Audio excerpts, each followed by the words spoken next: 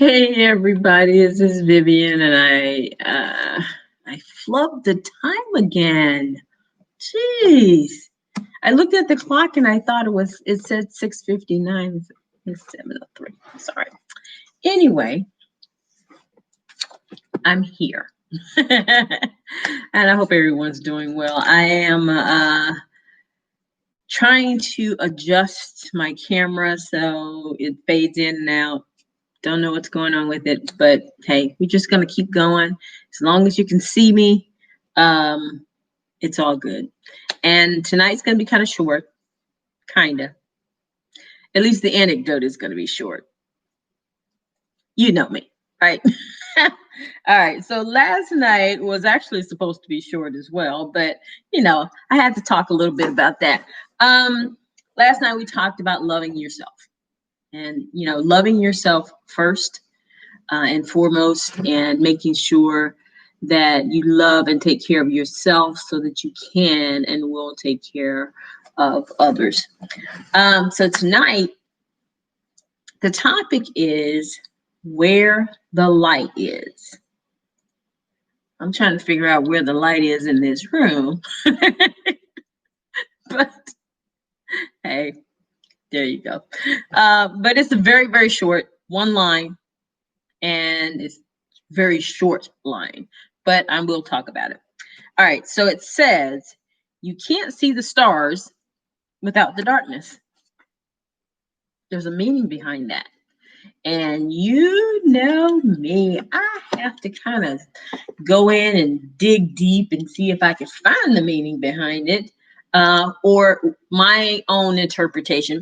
Basically, any topic in here, I've given my own interpretation of what they possibly mean, or just a generalization of what I think it means. So, with this, just as a repeat, you can't see the stars without the darkness.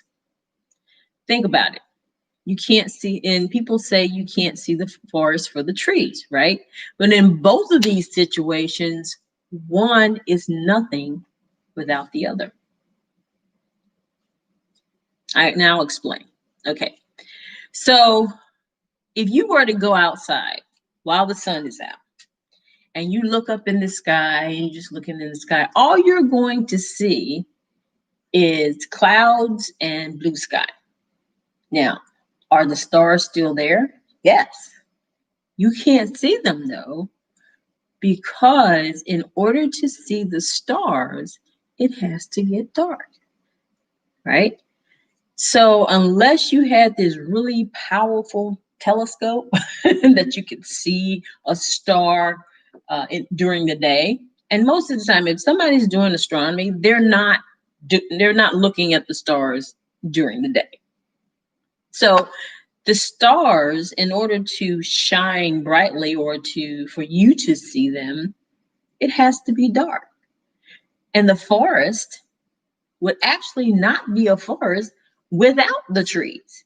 People say, I can't see the forest for the trees. Well, of course, it's not a forest unless there are trees, because otherwise it would be like a meadow or or whatever, open land or whatever. But the trees make up the forest. The same with human beings. People can't always see the person inside of you.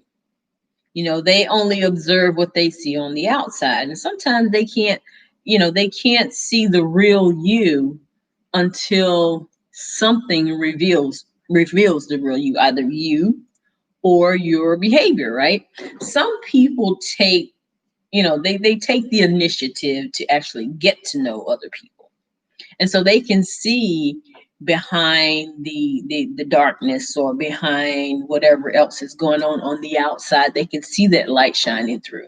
But then there are other people that'll sit around and wait for you to reveal your true self, or in other words, wait for your darkness to show your light.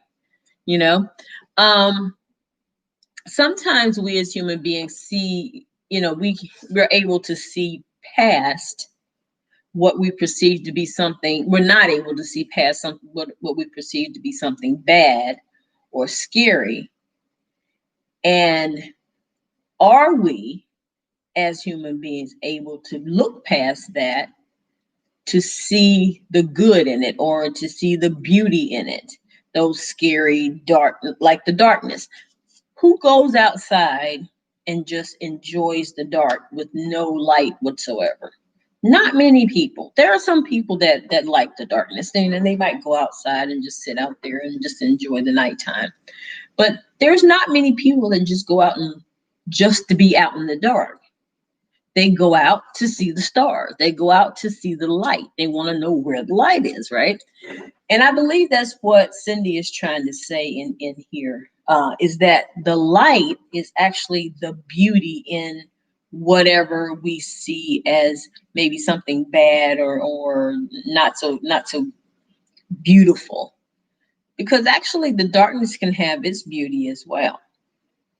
But the addition of the twinkling stars brings out the absolute beauty of the darkness.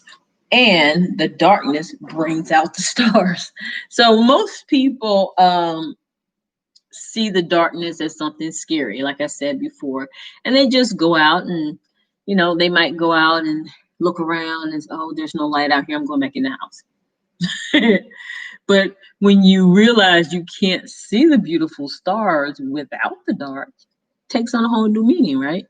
So I often wonder why people don't see that every person in the world has a place in the world. Everybody contributes something. And that's what makes this world such a beautiful place to live, right? We're stars that light up the earth. Because without us, without the human beings, without the variety and diversity of the many colors of the world, it would just be dirt, right? So we, as human beings, are the stars of the earth, and we light up the earth, just like the stars light up the darkness. Now, if we take the time to look past all the scary parts, and see the sunshine and the light in every person, then the world would absolutely be a much better place. And I think if we see it in the analogy that we see in this book, that we are light and everybody has their own light to shine, regardless of whatever's going on, all the darkness that's going on around us, then I think people will start seeing each other in a different light. They'll figure out where the light is. So that's all I have to say about that. It might have been a little jumbled because my mind was, back and forth thinking about this statement and what it meant to me. She doesn't explain what she's talking about or anything like that, and I haven't talked to her. But it's just, I don't know. That was just my opinion. So you give me yours. Let me know what you think. All right. So please like and share this video and subscribe to the channel. But I want to talk about the positivity challenge because today's the 19th. And for those of you who know about Juneteenth, that's today as well.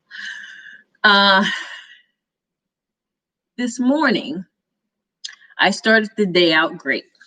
I wrote in my gratitude journal for about a half an hour. I drank plenty of water today. And again, I walked 6 miles this morning. When I came back, and I was really inspired to talk a while on my Facebook Live after my workout, because I'm sharing my health journey with my friends and family on Facebook. And I talked this morning for like a good 25 minutes. So, it was nice because sometimes, you get inspired to inspire people. And I had like 4 people join me on my live this morning. I can't remember whether it's 1 or maybe 4. Might have been 2. No, 4 was yesterday. It was 2 today. But I felt really good about that. For my love and good stuff folder, I had a colleague tell me that, we were discussing some, technical stuff back and forth, and I gave him a recommendation for somebody's another business colleague of mine, to go to him for some business. And he asked me a question. I says, well, I'm really not sure about that. You'd have to ask them. He says, well, I just want your opinion because I value your opinion. And I said, that was really nice. And, it surprised me, but it also made me feel good. So I hope you guys are really doing something really good for yourselves every day. I know I say this every day, but repetition, good thing. Maybe it'll sink in. You'll start doing better for yourself and doing really great things for yourself every day, because I try at least one really good thing that I do for myself every day. And yeah, I pretty much tend to get several things in during the day. So, try it. It makes you feel good. It really does. When, say if you're doing something and things just don't go right, say, oh, I did this for myself today. Yeah, that made me feel pretty good. And it can keep you in a better vibration. So try it.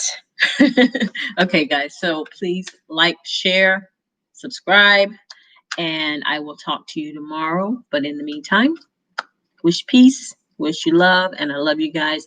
Thank you very much for watching. Have a good night, and I'll talk to you later. Bye-bye.